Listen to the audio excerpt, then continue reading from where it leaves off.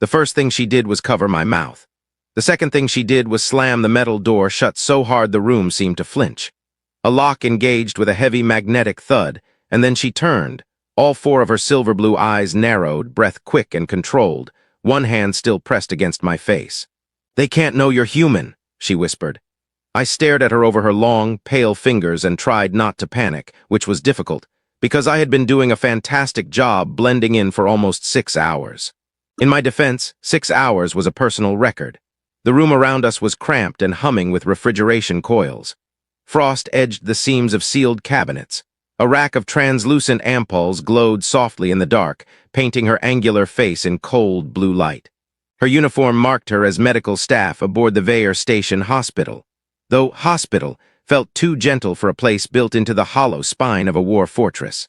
Outside that door, wounded soldiers, state officials, and armed security officers moved through polished corridors under white light and constant surveillance. Inside the room, it was just me, an illegal human fugitive, and the alien nurse who had just dragged me out of open view like I was either a patient or a bomb. Possibly both. She slowly removed her hand from my mouth. "Do not speak for 3 seconds. That is an incredibly specific request," I muttered, her jaw tightened. 1. I shut up. 2. I held up both hands to show I was cooperating. 3. She exhaled through her nose, then tilted her head, studying me in a way that made me feel like a mislabeled specimen. "Your eyes gave you away." I blinked. My eyes. "They focus too directly. You make sustained contact when you lie." She leaned closer, voice lower now. "And you thanked the orderly when he moved aside. Nobody here thanks orderlies." "Well, that's depressing." "It is efficient." "Still depressing." One corner of her mouth moved, not quite a smile. "You also walk like gravity still surprises you." That one stung because it was true. I took in her features more carefully now that I wasn't worried she might suffocate me for the greater good. She was taller than me by an inch or two, though her posture made her seem taller still. Her skin held a faint, iridescent sheen, like moonlight over ice. Thin lines of bioluminescence traced the sides of her neck and disappeared under the high collar of her uniform. Instead of hair, she had a sweep of dark filament-like strands gathered at the nape, threaded with copper rings that softly chimed when she moved. Her eyes were the part that stuck with me. 4 of them set in 2 elegant pairs, all focused on me with unnerving precision. Not beautiful in the way humans use the word, beautiful in the way a blade or a storm could be. "Who are you?" she asked. I considered lying again. Then I remembered the direct eye contact issue and decided honesty had a better survival rate. "My name is Elias Vale, a human name. I've noticed. How did you get onto this station?" "Poorly." Her expression remained flat. "I arrived on a supply hauler," I said. "Bribed a cargo tech at the lower docks, hid in a filtration crate, almost suffocated, came out smelling like disinfectant and old onions." "That explains the odor." "I smell like onions?" "You did." Her gaze flicked over me. "Less now, more like fear." "Good, that's an improvement." She ignored that. "Why are you here?" I looked at the locked door, then back at her. I had crossed 3 systems to reach Veyer Station, lied my way through pirate checkpoints, and narrowly avoided being sold twice. I didn't like handing my reasons to strangers. But strangers had never yanked me into a locked room and warned me I was seconds from exposure with that kind of urgency. "My sister was stationed here," I said. "A civilian contractor, communications grid repair. 6 months ago, her ship vanished in the Dason corridor. Official report said pirate action. Unofficial reports said survivors were transferred here." Her upper right eye narrowed slightly before the others did. I was beginning to realize that meant surprise. "So you came into the most secure military medical complex in this quadrant," she said, "because of an unofficial report. It was either that or sit at home and accept a lie. And you chose the less safe option. I'm a family man. You are a reckless man. That too." A pulse of noise sounded in the corridor beyond the door, voices, boots. The nurse stepped closer, every line of her body alert. "They're conducting random bioscans on this level," she whispered. "If they scan you, the station will lock down in under a minute." I felt the blood drain from my face. "Why? Since when do they care this much about one human?" Her silence lasted a fraction too long. That was when I realized this wasn't random. I lowered my voice. "They're looking for me?" "Yes. You knew that before you pulled me in here." "Yes. That's not encouraging. It should be. If security finds you first, you die before you can ask inconvenient questions." A laugh escaped me before I could stop it. It wasn't because anything was funny. It was because some part of my brain had decided a nervous breakdown would be bad timing. She studied me again, then moved to a wall console and dimmed the room until only the cold cabinet lights remained. "My name is Saren," she said. "I am a triage specialist assigned to Wing 7. I can hide you for perhaps 12 minutes. Very generous. Do not waste them." I stepped closer. "Why are you helping me?" Her throat moved as she swallowed. "Because I know who your sister is." Every thought in my head stopped at once. "What?" My voice cracked on the single syllable, not so loud.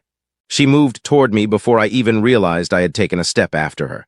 "Mara Vale, human, systems contractor attached to a diplomatic convoy, taken alive after the corridor strike. You've seen her?" "No." My hope crashed so fast it left me dizzy. "But she was here," Saren continued, "for 13 days. I grabbed the edge of a steel counter to steady myself. Her eyes held mine. She was transferred below. Below where? Her face hardened. That is the question that will get us both killed. Outside, the corridor voices grew louder. A scanning drone clicked past the door, its sensor field making the metal vibrate faintly. Saren reached up and pressed something flat and cold against the side of my neck. A patch, translucent and faintly warm once it touched skin. "What is that?" "A dermal veil. It bends low-level scans around your heat profile. It will not stand up to full blood analysis, but it may buy us seconds." I touched it carefully. "I'm starting to like your bedside manner." "I do not have bedside manner. You slammed me into a freezer closet and insulted my smell." "Yes, and yet I feel seen." For the first time, a real smile flickered across her face, quick and sharp enough to steal the air from my lungs. Then it vanished. A heavy knock hit the door. "Medical audit," a distorted voice called. "Open." Saren turned to me, her expression suddenly cool and professional. "On the cot. Now." There was no cot. Then I saw it folded into the wall. I dropped onto it just as she snapped restraints loosely across my wrists and pulled a thermal sheet over me. From a tray, she grabbed a breathing mask and fitted it over my face before I could argue. "If they speak to you," she murmured, smoothing the sheet over my chest with annoyingly gentle hands, "convulse." "I beg your pardon." "It will discourage conversation." "That is the worst plan I've ever heard." "It is the plan I am using." The knock came again harder. Saren straightened, touched a control, and the door unlocked. 2 security officers stepped in, tall and armored, their helmets retracted. Their skin was dark green-gray, plated at the temples. Station military. Behind them hovered a spherical scanner drone sweeping soft red light across the room. Saren didn't even look nervous. She looked mildly irritated, which on her face somehow seemed more dangerous. "You are interrupting a sterile procedure," she said. "Orders from command," one officer replied. "We're searching for an unregistered life form. I am aware you've interrupted 4 surgeries already." His gaze slid to me under the thermal sheet. "Patient? Acute neural fever. Highly contagious, poorly understood, fatal in 1 out of 3 untreated cases." That got his attention. The scanner drifted closer. Saren turned so smoothly it almost looked graceful. "If your drone breaches my quarantine perimeter, officer, I will file a contamination complaint with Central Command and personally include your genomic signature." The officer hesitated. Apparently paperwork was the great equalizer across species. The drone stopped at the doorway and emitted a querying chirp. I remembered her instructions and gave my finest fake convulsion under the sheet. It probably looked less like neurological distress and more like a man fighting bees in his sleep, but it did the job. The officer flinched backward. "By all means," Saren said in a tone so dry it could have dehydrated fruit. "Stay if you wish to become a case study." They did not stay. The door sealed again behind them. I pulled off the mask and sat up, breathing hard. That was humiliating. It was effective. I looked ridiculous. "Yes, you enjoyed that. A little." I stared at her. "You do have a sense of humor." She turned away too quickly. "Do not make much of it. Too late. There are moments when a stranger stops feeling like a stranger. Not because you know them, but because danger cuts through the usual ceremony, and suddenly you are standing close enough to see what they hide in the pauses between words."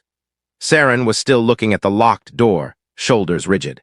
She had risked herself for me without hesitation, and I had the distinct impression that this was not a decision she could afford. "Tell me about my sister," I said more quietly. Saren was silent a long moment. Then she walked to one of the cabinets and withdrew a slim data chip. She held it between 2 fingers, light gleaming through it. "I should not have this," she said, "and I should absolutely not give it to you." "But..."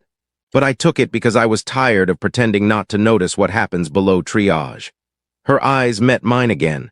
Your sister arrived with 12 others, mixed species, all officially classified as rescue transfer patients.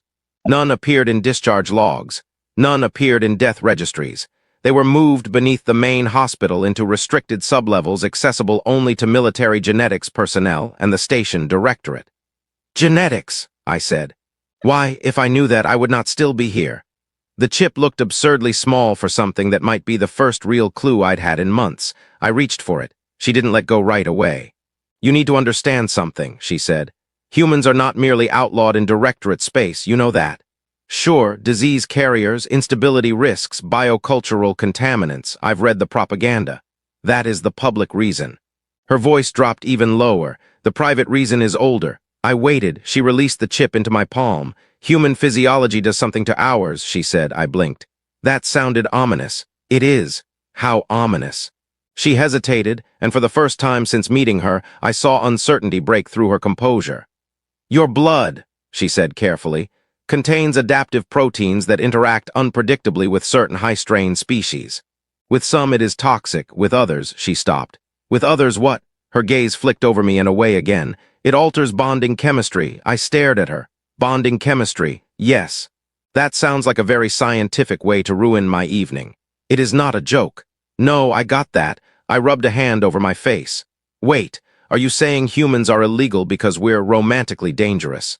Her lower left eye actually closed in what looked suspiciously like exasperation.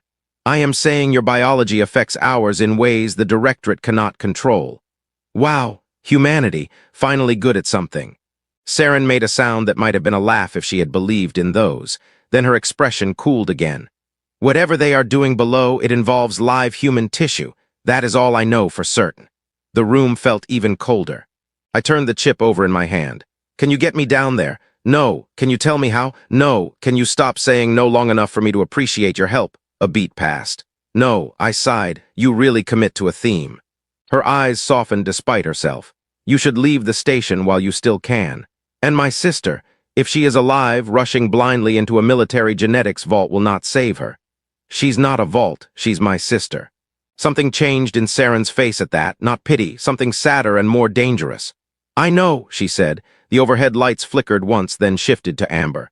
A station-wide tone sounded low and resonant. Saren went still.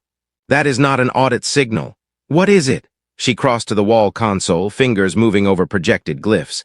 A list of emergency directives flashed across the display, all in directorate script. I could read some of it. Enough. Containment protocol, sector restriction, unauthorized genome alert. My stomach dropped. They've escalated, she said. Someone found evidence of tampering in the doc records. Mine, possibly, or someone else's. She looked at me hard. You were not the only human brought here, Elias. For a second I thought I had misheard her. What? Her gaze sharpened. Do not react to that yet. Too late again, my mind was already racing. Another human on Veyer Station. A captive. A patient. A plant. Saren tapped another command and a map spun into view above the console. Parts of the station glowed red. They are sealing the lower ring, she said. If you try to reach sublevels now, you will die in a corridor. Comforting. I am not trying to comfort you. Yeah, I'm picking up on that. She inhaled, then made a decision so sudden I could almost hear it happen. There is a maintenance artery behind Wing 7. It leads to my quarters. Security rarely scans staff habitation unless there is active sabotage. She turned back to me. You will hide there tonight. I stared. You're taking me to your room? I am relocating a liability. That sounds much less fun when you phrase it like that. Her filament strands chimed softly as she stepped close, all composure and quiet intensity. If I were interested in fun, Elias Vale, I would not choose you while you are half-starved, improperly disguised, and one bad decision away from an execution order. That's fair. I paused. Slightly hurtful, but fair. Her mouth twitched again, then the room lights flashed crimson. Saren swore in her own language, a smooth, slicing string of syllables. They're scanning staff biometrics now. Move. She opened a panel behind the storage racks, revealing a narrow maintenance shaft filled with pipes and drifting warmth. I followed her in, the panel sealing behind us with a hiss.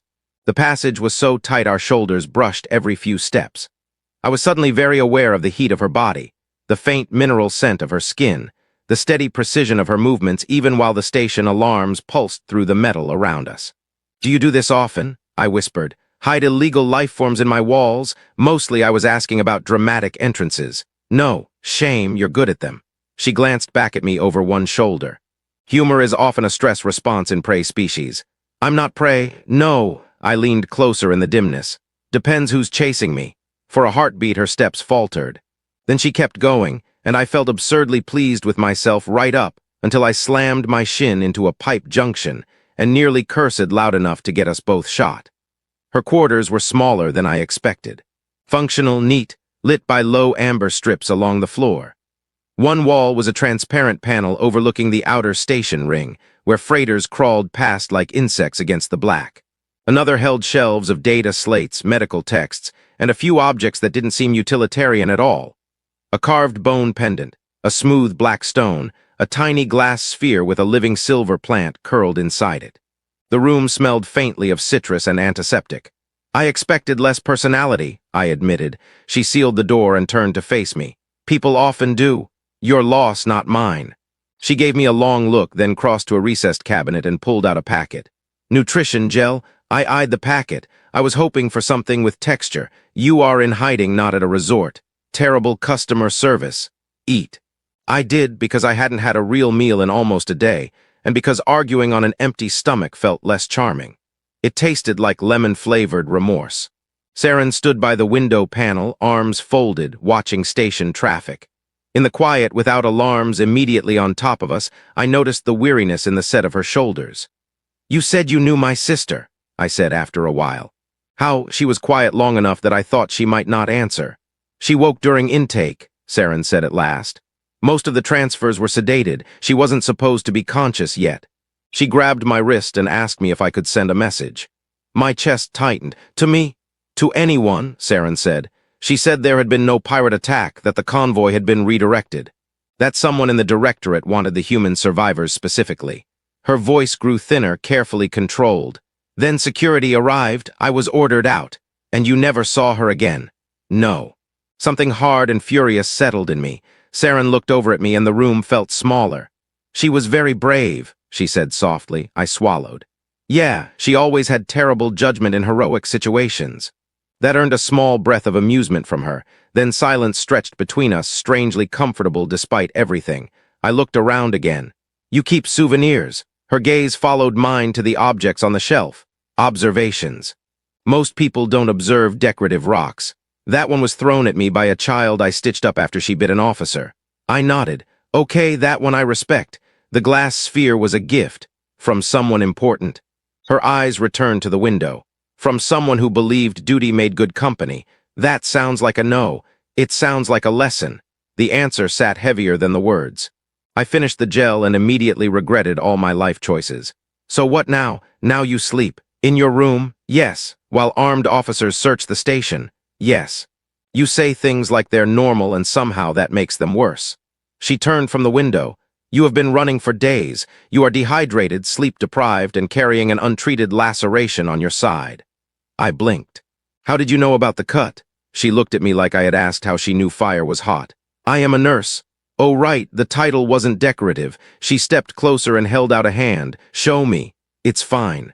"That means it is not fine. It's not mortal. Show me before I sedate you out of professional irritation."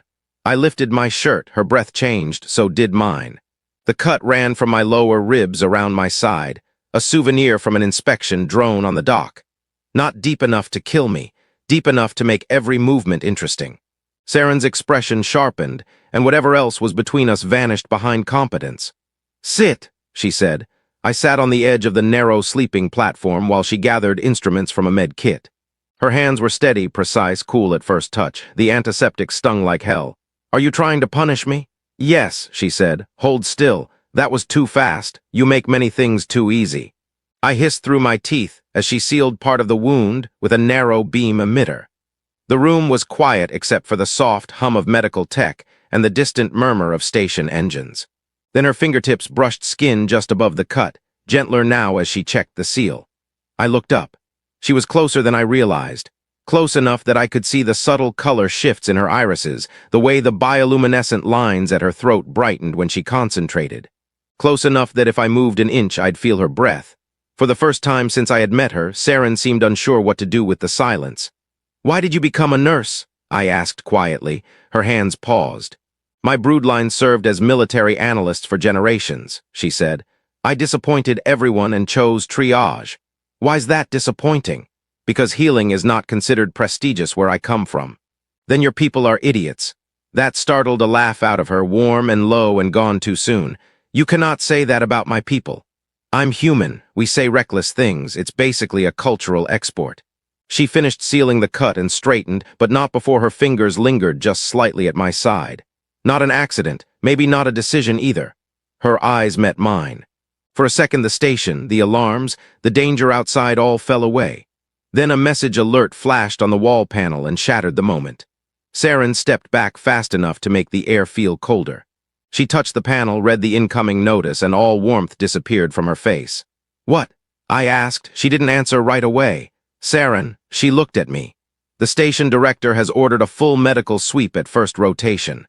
Every staff quarter, every patient wing. They are searching for a human-compatible blood profile." "Mine?" "Yes," I stood. "Then we move now?" "No." She was already thinking ahead, scanning through options in her head. "Movement increases exposure. Staying here guarantees it. Not if I give them something else to find." I frowned. "I don't like the sound of that. You are not required to."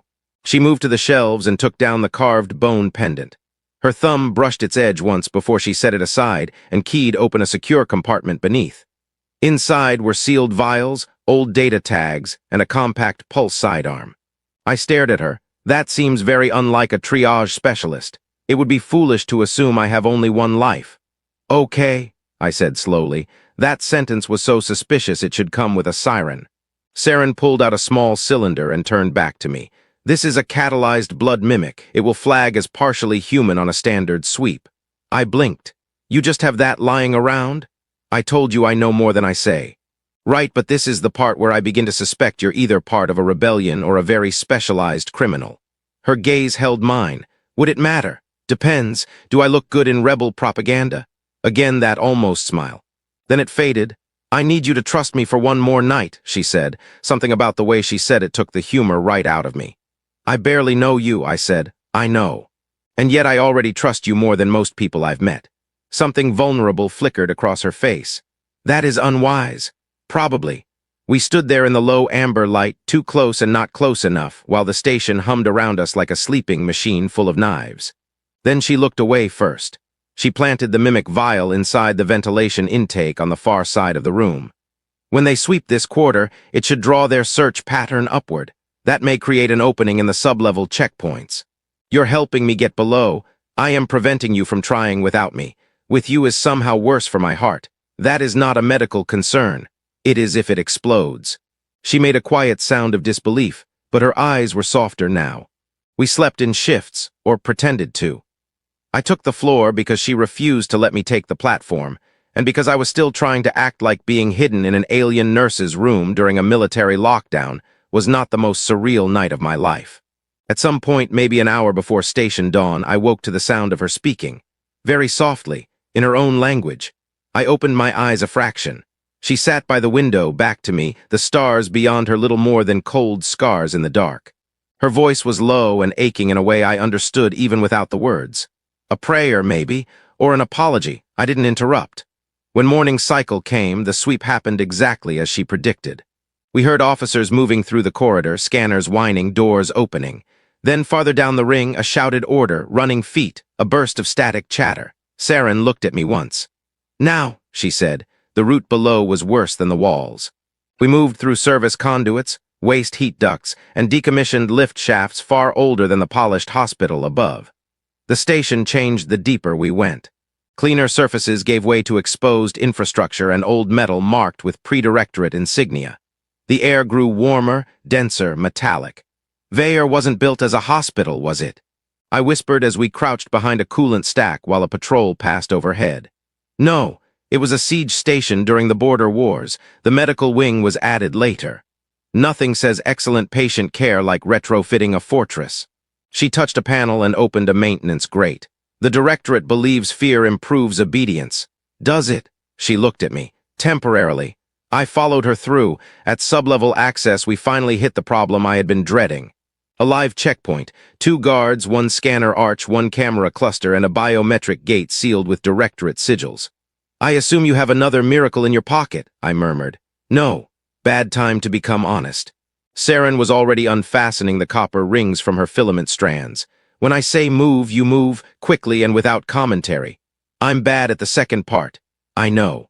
She stepped out into the checkpoint corridor before I could stop her. What happened next took maybe 7 seconds. She staggered. One hand flew to the wall, the other to her throat. Her bioluminescent markings flashed violently bright, then dimmed. She made a sharp choking sound and collapsed to one knee. The guards reacted instantly, rushing toward her. Contamination event. She gasped in an impressively convincing voice. Seal your respirators. The words worked like a grenade. Both guards recoiled, hands going to helmets. In the half-second of confusion that followed, Saren snapped 1 copper ring between her fingers and hurled it at the camera cluster.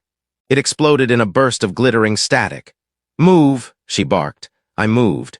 We were through the arch and at the biometric gate before either guard figured out he had been professionally embarrassed. Saren slammed her palm to the access plate, overrode something with a code sequence, and the seal split open just as shouting erupted behind us. We dove through and the door sealed, taking a pulse blast that made the metal ring like a bell. I stared at her breathless. Was that a fake seizure? She was already running. It was a vasomotor mimic. That is just fancy words for fake seizure. Yes, you really are fun under pressure. You really are alive when you should not be. The sublevel facility did not look like a prison. That was the part that made it worse. The halls were immaculate, quiet, climate-controlled. Frosted glass walls hid laboratories lit in soft white. Through one, I glimpsed suspension columns holding fluids the color of amber. Through another, surgical arms hung folded like silver insects at rest. This was not a holding area. It was a program. Saren slowed at an intersection and checked a data pad she'd taken from the checkpoint. Her face went still in that dangerous way again. What?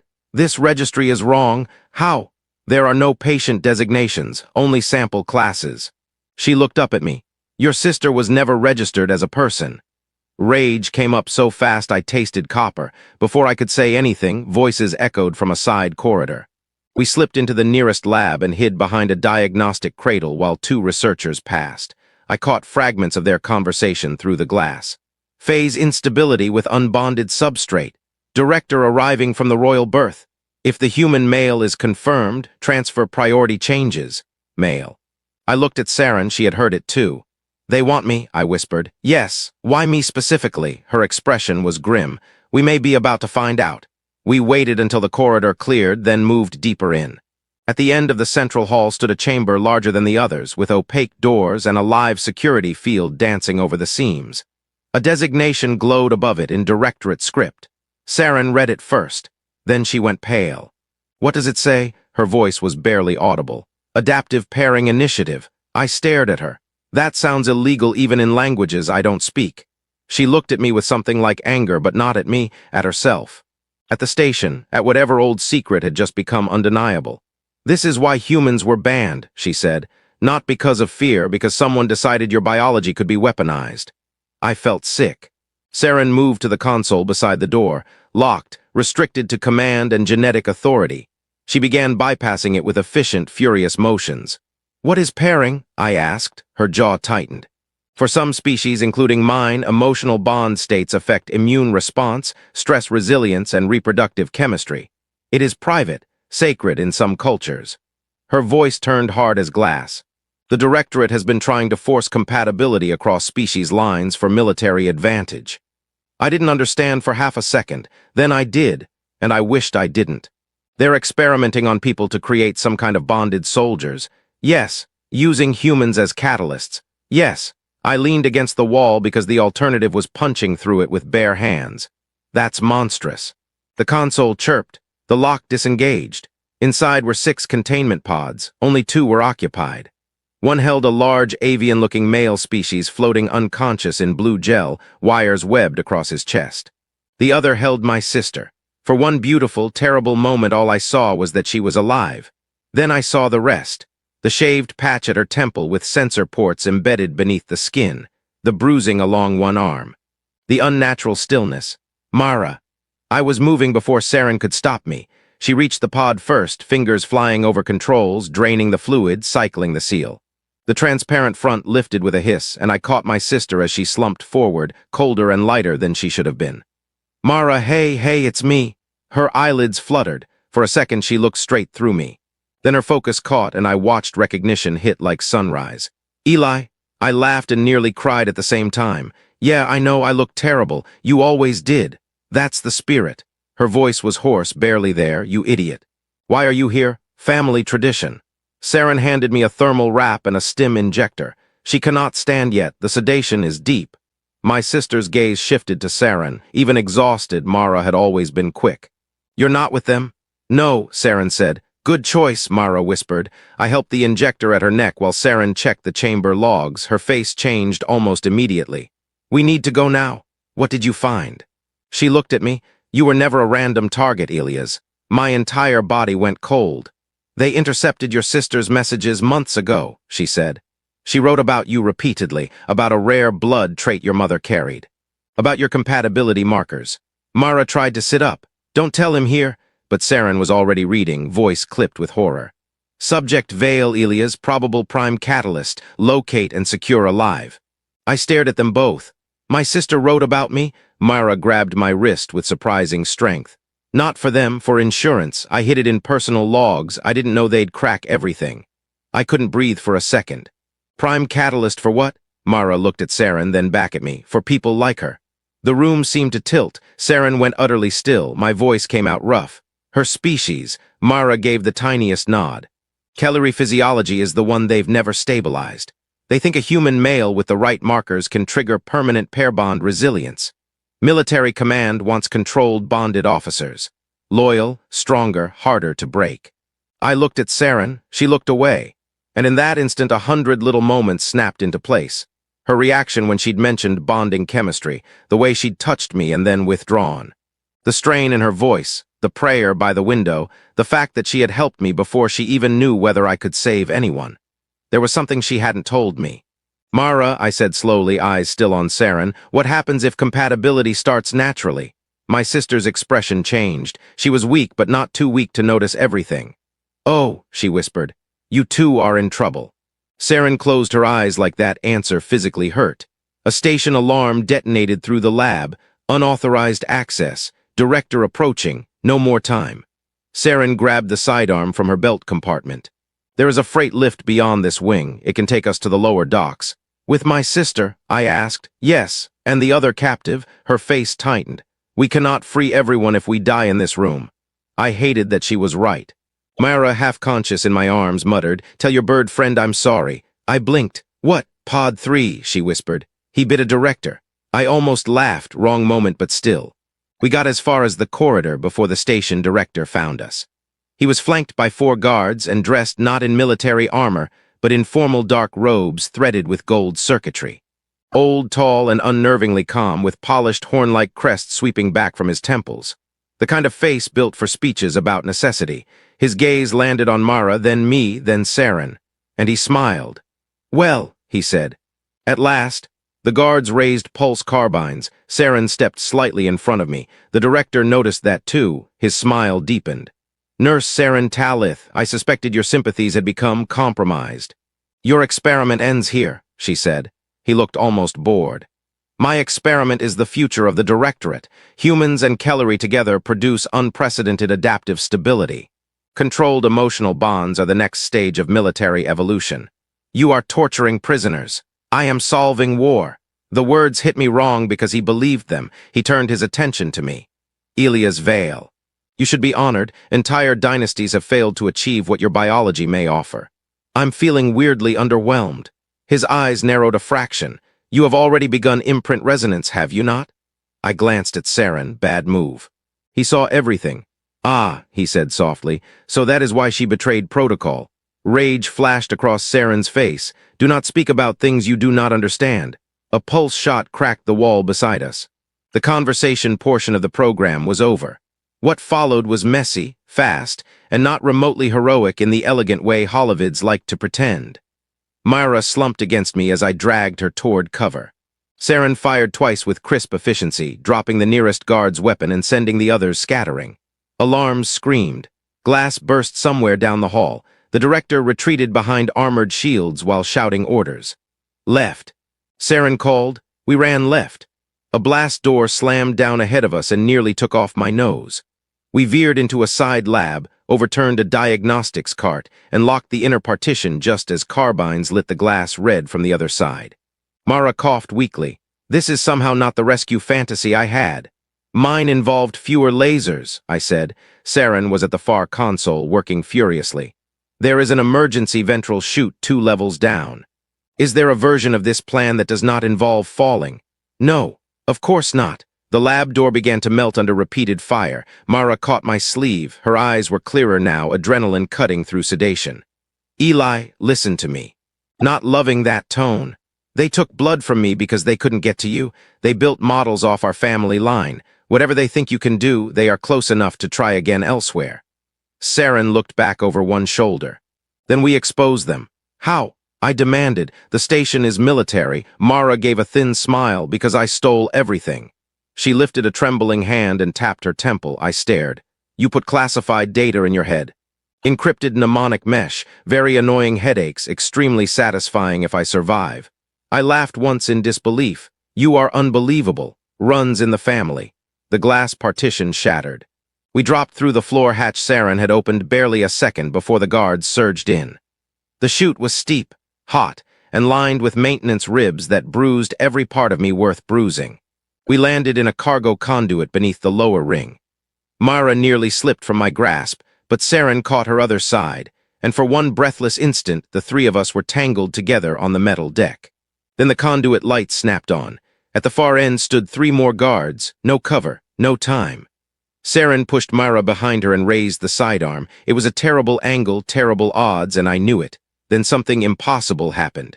One of the guards lowered his weapon. The other 2 glanced at him in shock. He tore off his helmet. Under it was not an alien face. It was human. My brain refused to process it for half a second. He looked older than me, scar crossing one eyebrow, uniform collar marked with a service brand I didn't recognize. Move if you want to live, he barked. Nobody moved. He rolled his eyes. I don't have the luxury of repeating myself. Then he shot the 2 guards beside him. Everything after that went faster. He keyed open the cargo conduit, shoved a compact data slug into Saren's hand, and gestured us through into a freight tunnel.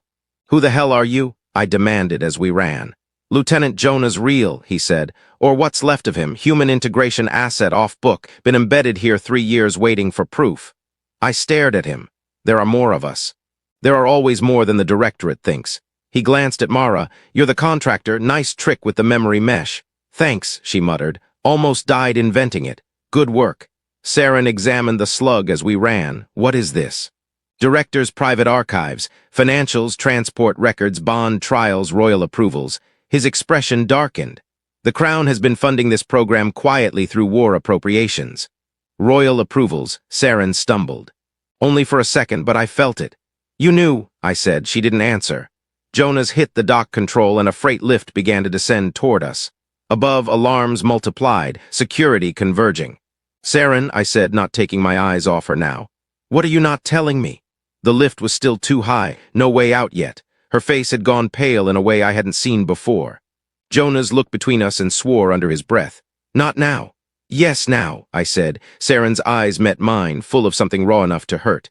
I am of the royal line. That landed harder than any blast.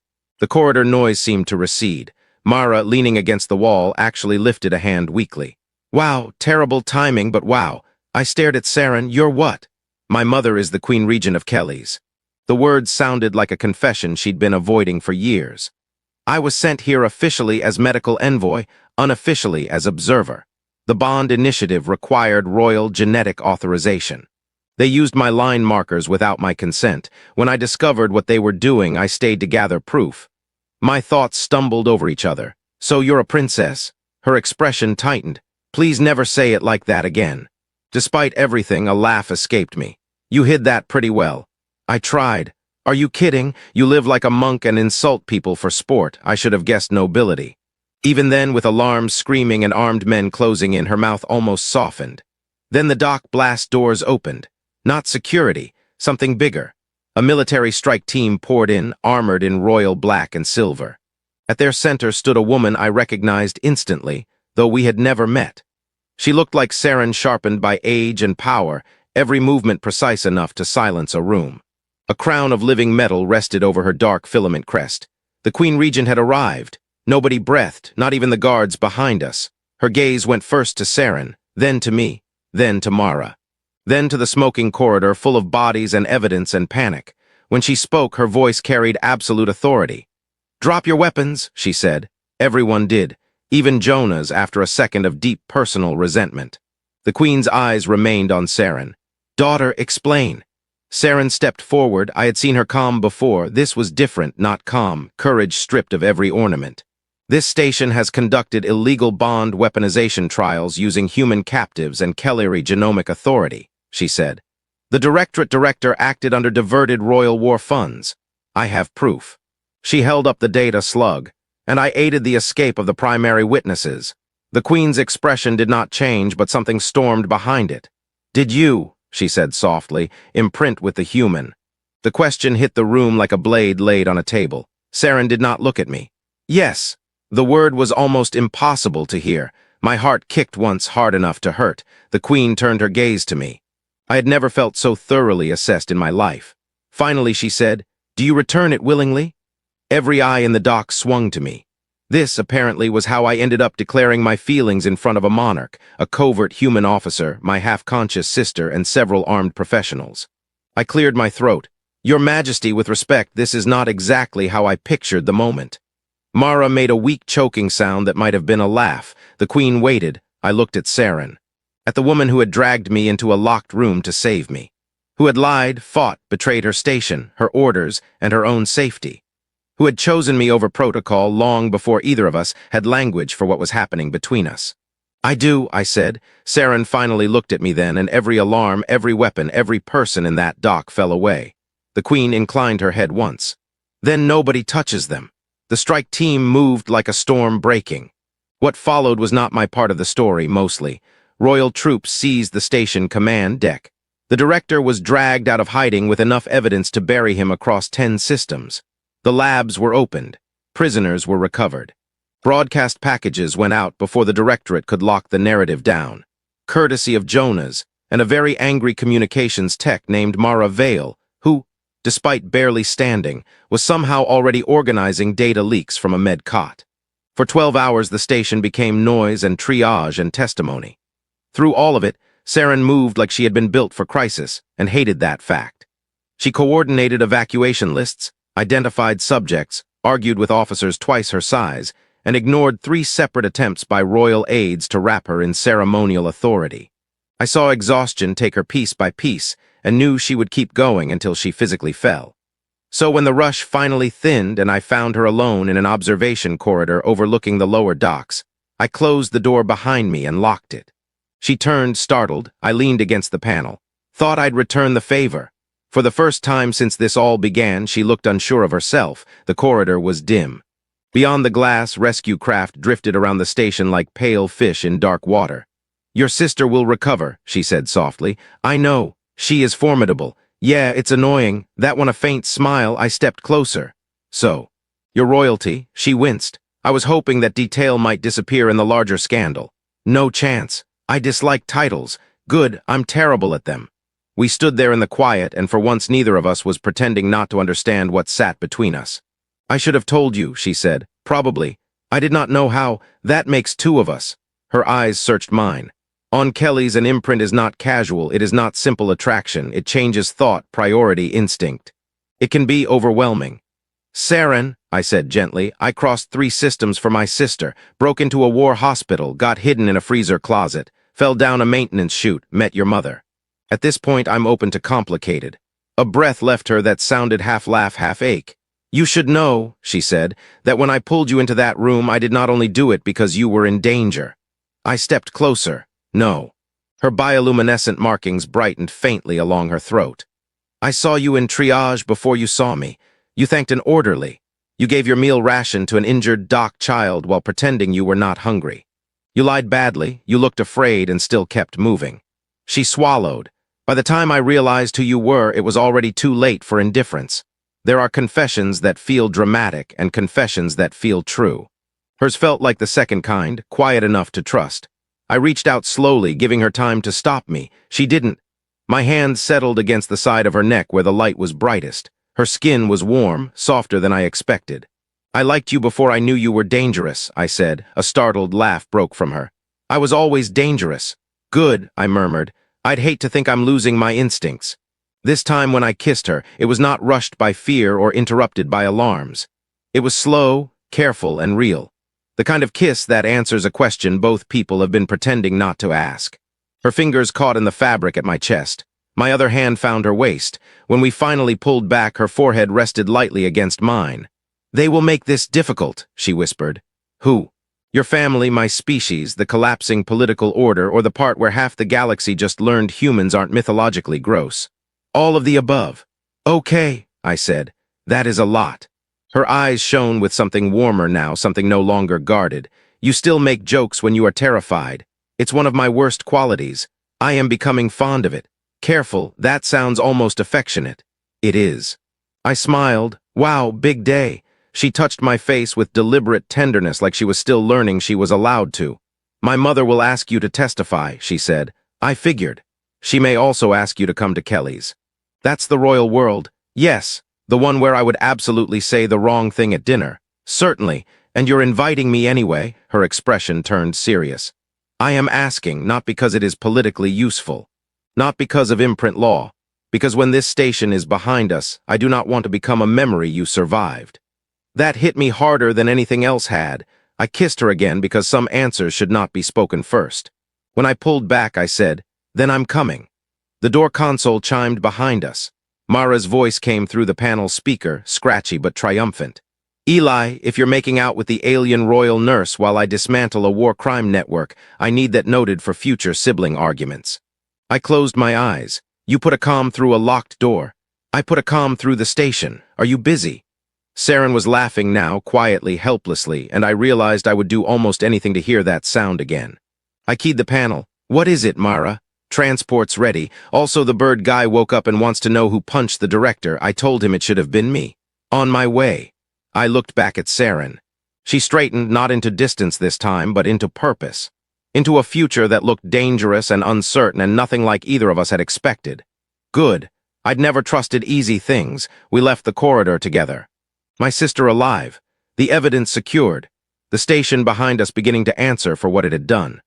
Ahead lay inquiries, politics, testimony, probably several attempts on our schedules and at least one on our lives. And beyond that, a royal world under strange stars, where humans were supposed to be feared and forbidden. Maybe they still were. But as Saren's hand found mine for a brief hidden second before the shuttle doors opened, I thought fear wasn't the only thing we were about to change.